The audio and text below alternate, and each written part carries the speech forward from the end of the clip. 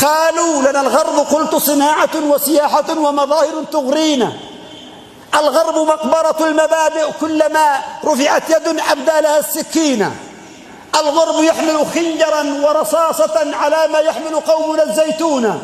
كفر وإسلام فأنا يلتقي هذا بذاك أيها اللاهون. أنا لا ألوم الغرب في تخطيطه، لكن ألوم المسلم المفتون، وألوم أمتنا التي رحلت على درب الخضوع ترافق التنين، وألوم فينا نخوة لم تنتفض إلا لتضربنا على أيدينا. يا مجلس الخوف إلى متى تبقى لفجار الحروب رهينا؟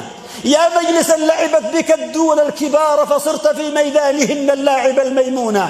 يا مجلسا غدا في جسم عالمنا مرضا خفيا يشبه الطاعون. يا مجلس الأمن انتظر إسلامنا سيريك ميزان الهدى ويرينا. إن كنت في شك فسل فرعون عن غرق وسل عن خسفه قارون. دين الله سينتصر ولو فعلوا ما فعلوا. صور ومشاهد ومآسي وأحزان تنكئ الجراح داخل قطاع غزة، رجال ونساء وأطفال قصفوا كل شيء، ما تركوا كل شيء. أين حقوق الإنسان؟